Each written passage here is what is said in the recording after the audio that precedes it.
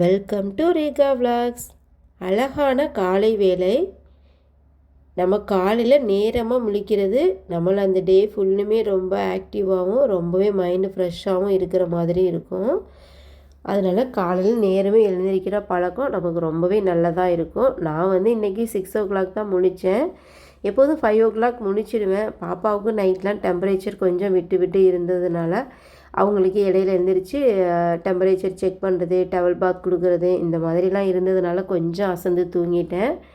6 மணிக்கு முழிச்சிட்டு என்னோடய சின்ன சின்ன வேலைகள்லாம் முடிச்சுட்டு அப்படியே நான் தண்ணி குடிக்கலான்னு கிச்சனுக்கு வந்துட்டேன். ஏன்னா நைட்டில் இடையில நான் எதுவுமே தண்ணி குடிக்காதனால ரொம்ப டீஹைட்ரேஷனாக இருக்கிற மாதிரி இருந்துச்சு. இந்த மாதிரி நம்ம டீஹைட்ரேஷனாக இருக்கிறோம் அப்படின்னு நம்ம ஃபீல் பண்ணையில் ஃபஸ்ட்டு நம்ம பச்சை தண்ணி குடிக்கிறது தான் பெஸ்ட்டு. எழுந்திரிச்ச உடனே ஜீரக வாட்டர் அந்த மாதிரிலாம் குடிக்கிறதுக்கு முன்னாடி ஒரு கிளாஸ் பச்சை தண்ணி குடிச்சிட்டு அதுக்கப்புறம் நம்ம குடிக்கிற டெய்லி ஏதோ ஒரு ட்ரிங்க்கு குடித்தோன்னா நம்மளோட குடல் கொஞ்சம் நல்லா ஜில்லுன்னு கொஞ்சம் அமைதியாக இருக்கிற மாதிரி இருக்கும். குடிச்சிட்டு அப்படியே வேஸ்ட்டெல்லாம் எடுத்துகிட்டு போய் போடலாம் அப்படின்னு சொல்லிட்டு வேஸ்ட்லாம் எடுத்துகிட்டு கிளம்பிட்டேன். அப்பாவும் பொண்ணும் நல்லா தூங்குறாங்க. ஹஸ்பண்டுமே பார்த்திங்கன்னா இடையில அவர் என்னோடவே முழிச்சிட்டு பாப்பாவுக்கு கேர் கொடுக்கறதுக்காண்டி அவரும் சரியாக தூங்கலை. சரி டியூட்டிக்கு போகிறதுனால அவருமே கொஞ்சம் அசந்து தூங்கிட்டார் விடிய காலம். வேஸ்ட்டெல்லாம் போட்டுட்டு வந்துட்டு நம்மளை அந்த டே ஃபுல்லுமே ஆக்டிவாக வச்சுக்கூடிய இன்னொரு விஷயம் பார்த்திங்கன்னா ஒரு சின்னதாக நம்ம ஒரு எக்ஸசைஸ் பண்ணுறது, ஒரு வாக்கிங் இல்லைனா ஒரு யோகா அவங்கவுங்களுக்குள்ள என்ன இன்ட்ரெஸ்ட் இருக்கோ அதை நம்ம ஒரு 10 நிமிஷமோ 1/4 மணி நேரமோ இல்லை ஒரு 1/2 hour டைம் அதுக்குன்னு ஸ்பெண்ட் பண்ணி இதை நம்ம முடிச்சிட்டோன்னா நம்ம ஹெல்த்துக்குமே ரொம்ப நல்லதாக இருக்கும். நமக்கு டேயுமே ரொம்பவே சுறுசுறுப்பாக ஆக்டிவாக போகிற மாதிரி இருக்கும். உடம்புக்கும் ரொம்ப நல்லதாக இருக்கும். ஒரு சில விஷயங்களில் பெண்கள் ஒரு ஏஜுக்கு அப்புறம் நம்ம கண்டிப்பாக ஒரு சில விஷயங்கள் நம்ம ஃபாலோ பண்ணணும். வீடு, குடும்பம், குழந்தைங்க அந்த மாதிரின்னு இல்லாமல் நம்மளோட ஹெல்த்லேயும் கொஞ்சம் கான்சியஸாக இருக்கிறது கொஞ்சம் நம்மளுக்கு நல்லதாகவே கொண்டு போகிற மாதிரி தான் இருக்கும். நான் இன்றைக்கி சின்னதாக ஒரு வாக்கிங் அப்படியே வீட்டு முன்னாடி முடிச்சுட்டேன். வெளியில் எங்கேயும் போகிறதில்ல வாக்கிங். வீட்டு முன்னாடியே டைம் கிடைக்கிறப்பெல்லாம் நான் நடந்துப்பேன். ஏன்னா இப்போ உள்ள சூழ்நிலை வெளியில் எங்கேயும் ரோட்டில் எங்கேயும் கொஞ்சம் தனியாக போகிறது கொஞ்சம் பயமாக தான் இருக்குது. ஏன்னா சூழல் அந்த மாதிரி இருக்குது. ஆனால் வீட்டு முன்னாடியே வாக்கிங் போயிட்டு அப்படியே வீடு வாசலையும் பெருக்கி மாப்பிங் போட்டு கோலம் போடலான்னு கோலமும் போட்டு முடிச்சிட்டேன். நான் இது டியூஸ்டே எடுத்த வீடியோ. டியூஸ்டே மார்னிங் கண்டிப்பாக வெள்ளி செவ்வாய் காலையிலையும் சாயங்காலம் 2 நேரமுமே நான் வாசலில் கோலம் போட்டு விளக்கேற்றிடுவேன். இந்த விளக்கேற்றுறதுன்னு பார்த்திங்கன்னா எனக்குள்ள கொஞ்சம் பாசிட்டிவ் வைப்பை கொஞ்சம் அதிகமாக்கும்.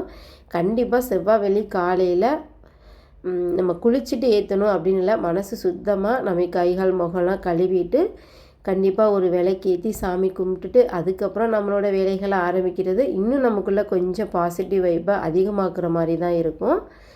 சாமி முன்னாடி விளக்கேற்றிட்டு ஒரு சாம்பிராணி எப்போதுமே நிலக்கால் கிட்ட நான் கண்டிப்பாக வச்சுருவேன். அது நமக்கு கொஞ்சம் வீட்டு முன்னாடி பார்க்குறதுக்கு கொஞ்சம் பாசிட்டிவாகவும் இருக்கும். கொஞ்சம் வாசம் கமகமகோட இன்னும் நம்ம ஆக்டிவாக வேலை செய்கிறதுக்கும் ஒரு பூஸ்டராக இருக்கும். கிச்சனுக்கு வந்துட்டேன். ஏற்கனவே நம்மளோட வீடியோவில் சொன்ன மாதிரி தாங்க, முதல் நாள் நைட் நம்ம தூங்க போகிறதுக்கு முன்னாடி பாத்திரம்லாம் நல்லா கழுவி வச்சுட்டு நல்லா கவுண்டர் டாப் ஸ்டாப்லாம் க்ளீன் பண்ணிவிட்டு படுத்தோன்னா பாருங்கள் இப்போ நம்ம டைரெக்டாக கிச்சனுக்குள்ளே நம்மளோட வேலைகளை ஆரம்பிக்கிறதுக்கு ரொம்பவே ஈஸியாக இருக்கும். நான் நைட்டே பாத்திரங்கள்லாம் கழுவி வச்சுட்டு படுத்ததுனால கிச்சன்லாம் க்ளீன் பண்ணிட்டு வந்ததுனால ரொம்பவே ஈஸியாக இருந்தது எனக்கு. அதுக்கப்புறம் நான் ஒரு சுடு தண்ணி வச்சு குடிக்கலாம் அப்படின்னு சொல்லிட்டு தான் தண்ணி காய வச்சுட்டேன். ரெகுலராகவுமே டீ குடிக்க மாட்டேன். எனக்கு ரொம்ப குடிக்கணும் போல் இருந்தது அப்படின்னா ஒரு பிளாக் காஃபி குடிக்கலாம் அப்படின்னு சொல்லி தோணும். நான் இன்றைக்கி ஒரு பிளாக் காஃபியும் குடிக்கலாம் அப்படின்னு சொல்லி தான் போட்டு ரெடி பண்ணிட்டேன். ஒரு 2 மேரி பிஸ்கட்டோடு சாப்பிட்டுக்கலாம் அப்படின்னு சொல்லிட்டு நைட்டு கொஞ்சம் அப்பப்போ முழிச்சதுனால கொஞ்சம் பசிக்கிற மாதிரி இருந்துச்சு. இல்லைன்னா கண்டிப்பாக நான் டெய்லியுமே எடுத்துக்க மாட்டேன். அப்படியே ஒரு பிளாக் காஃபி ஒரு டிவி பார்த்துட்டே இன்றைக்கி ராசி பலன் என்னென்னு பார்த்துக்கிட்டு அப்படியே ஒரு டீயும் குடிச்சிட்டேன். அதுக்கப்புறம் அவரோட துணியெலாம் கொஞ்சம் மிஷின் போட வேண்டியது இருந்துச்சு. அதையும் அப்படியே மிஷின் போட்டுட்டு அதுக்கப்புறம் நம்ம வேலைகளை ஆரம்பிக்கலாம் அப்படின்னு சொல்லி தான் காலையிலே மிஷினும் போட்டுடலாம். எப்போதுமே இந்த துணி துவைக்கிற வேலையை காலையிலே நம்ம இந்த மாதிரி எழுந்திரிச்ச உடனே கிச்சனுக்குள்ளே போய் சமையல் வேலை அந்த மாதிரிலாம் இருக்கிறது முன்னாடி நம்ம எப்போதும் எழுந்திரிக்கிற டைமுக்கு ஒரு 1/2 hour முன்னாடி எழுந்திரிச்சோன்னா இந்த துணி துவைக்கிற வேலையை காலையிலே முடிச்சிட்டோன்னா காலையிலே காய போட்டோன்னா ஈவினிங்குள்ளே நல்லா காஞ்சிரும். அப்புறம் வந்து ஈவினிங் எடுத்து மடித்து வைக்கிறதுக்கு ஈஸியாக இருக்கும். இல்லைன்னா மத்தியானம் துவைச்சி பாதி காஞ்சும் காயாமல் நைட்டில் துணி வெளியில் கிடந்துட்டு தான் இருக்கும். அதனால் வந்து காலையிலே நம்ம வந்து துணி துவைக்கிற வேலையை முடிச்சிட்டோம்னா இன்னும் அந்த டேயில் வந்து நமக்கு நிறைய டைம் கிடைக்கிற மாதிரி இருக்கும். மிஷினும் போட்டு விட்டு ஹேண்ட் வாஷ்க்குள்ள துணியுமே ஊற வச்சுட்டேன். அதுக்கப்புறம் வந்து பார்த்திங்கன்னா மாவு தீந்துடுச்சு. பாப்பாவுக்கும் ஃபீவர் இருந்துருச்சு, எனக்கும் ஃபீவர் விட்டு கொஞ்சம் டயர்டாக இருந்ததுனால நான் மாவு அரைக்காமலே இருந்தேன். நைட்டே அரிசி வந்து எடுத்து வச்சுட்டு படுத்திருந்தேன். அதுக்கப்புறம் வந்து பாப்பாவுக்கு இடையில டெம்பரேச்சர் செக் பண்ண போகிற டைமில் வந்து தண்ணி ஊற்றி வச்சுட்டு படுத்திருந்தேன். நல்லாவே ஊறி இருந்துச்சு. நல்லா ஒரு 5-6 டைம் நல்லா வாஷ் பண்ணிட்டேன். ஏன்னா வந்து கடை அரிசியும் போட்டிருந்தேன், ரேஷன் அரிசியும் கொஞ்சம் மிக்ஸ் பண்ணதுனால நல்லா ஒரு 5-6 டைம் நல்லா வாஷ் பண்ணிவிட்டு அதுக்கப்புறம் வந்து நான் கிரைண்டர்லேயே போட்டு விட்டுட்டேன். இது வந்து எல்லா வேலையும் ஒட்டு மொத்தமாக செய்கிற மாதிரி இருக்கும். அந்த சைடு மிஷின் ஓடுற மாதிரி இருக்கும், அந்த சைடு கிரைண்டர் ஓடுற மாதிரி இருக்கும். ஆனால் வந்து பார்த்திங்கன்னா நம்ம சமைச்சு முடிக்கிறதுக்குள்ளேயே வந்து பார்த்திங்கன்னா எல்லா வேலைகளையும் சேர்ந்தாப்படி நம்ம ஒன்றா முடித்தது மாதிரி இருக்கும். அதுக்கப்புறம் வந்து நமக்கு டேயில் வந்து பாருங்களேன் எவ்வளோ டைம் கிடைக்கிற மாதிரி இருக்கும். டே நல்லா ஃப்ரீயாக இருக்க மாதிரி இருக்கும். அதுக்கப்புறம் மத்தியானத்துக்கு வந்து பாசிப்பருப்பு கடைஞ்சிட்டு வெண்டைக்காய் பொரியல் பண்ணிக்கலாம் அப்படின்னு சொல்லி தான் பிளான் பண்ணியிருக்கேன். வெண்டைக்காவும் ஃப்ரிட்ஜிலேருந்து எடுத்து வச்சுட்டு காலைக்கு வந்து சம்பா ரவை வந்து உப்புமா ரெடி பண்ணிக்கலான்னு அதுவும் எடுத்து வச்சுட்டு பாப்பாவுக்கு சாதம் வச்சுக்கலான்னு வந்து பானையில் தண்ணியும் வச்சுட்டு பாப்பாவுக்கு பாலும் காய வச்சுட்டேன்.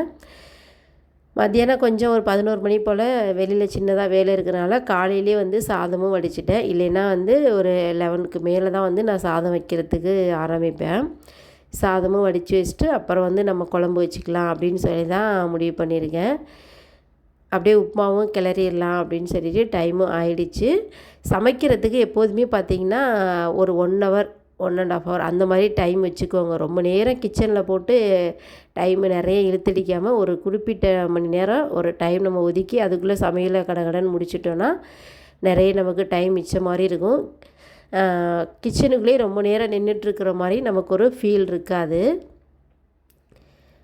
உப்புமாவும் அப்படின்னா ரெடி பண்ணிட்டேன். இல்லைனா காலையிலேருந்து ஒரு 2 ஹவர்ஸ் 3 ஹவர்ஸ்னு கிச்சனுக்குள்ளேயே நின்றுக்கிட்டு இருந்தால் நமக்கும் கால் ரொம்ப வலிக்கிற மாதிரி டயர்டாக இருக்கும். நம்ம என்ன சமைக்கிறோங்கிறதுலே ஆர்வம் நமக்கு குறைஞ்ச மாதிரி இருக்கும். அதனால் ஒரு குறிப்பிட்ட மணி நேரம் மட்டும் கிச்சனுக்குள்ளே நிற்கிற மாதிரி பார்த்துக்கோங்க.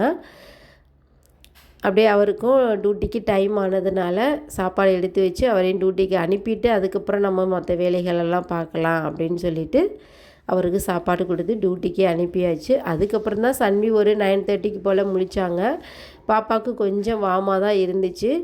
அவங்களுக்கு சுடுதண்ணி வச்சு அவங்களுக்கு உடம்புலாம் துடைச்சி ட்ரெஸ்லாம் மாற்றி சோஃபாவில் படுக்க வச்சுட்டு அதுக்கப்புறம் நான் வந்து பெட்ஷீட்லாம் மடிக்கலாம் அப்படின்னு சொல்லிட்டு பெட்ரூமுக்கு வந்துட்டேன்.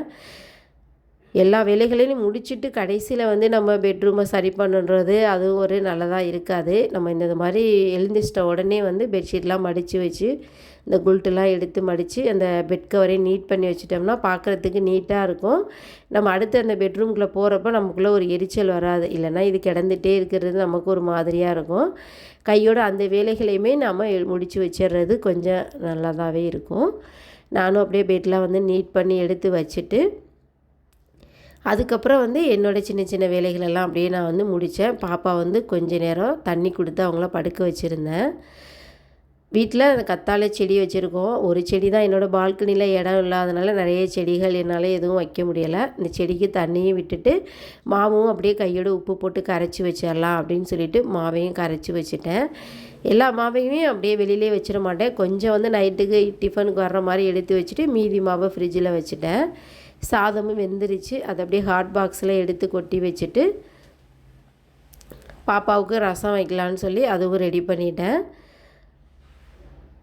ரெடி பண்ணிவிட்டு மிஷின் ஓடி முடிஞ்சிருச்சு. ஹேண்ட் வாஷ்மே துவைச்சி எடுத்துட்டேன். அப்படியே அதையும் காய வச்சிடலாம் கையோட அப்படின்னு சொல்லிட்டு துணியும் காய வச்சாச்சு. இப்போ பாருங்கள், நம்ம எல்லா வேலைகளையுமே முடித்த மாதிரி ஒரு ஃபீல். இப்போ வந்து எனக்கு ஃபுல் டே வந்து பாப்பாவுக்கு கேர் கொடுத்துட்டு அவங்க கூடவே இருக்கிற மாதிரி இருக்கும். இந்த வீடியோ உங்களுக்கு ஒரு மோட்டிவேஷனாக இருக்குன்னு சொல்லி நம்புகிறேன். அடுத்தடுத்து என்னோடய சேனலில் வீடியோஸ்லாம் பார்க்கணுன்னு நினைக்கிறவங்க நம்மளோட சேனலை சப்ஸ்கிரைப் பண்ணி சப்போர்ட் பண்ணுங்கள். வீடியோ பிடிச்சிருந்தால் லைக் ஒன்று கொடுத்துருங்க. தேங்க்யூ ஃபார் வாட்சிங்.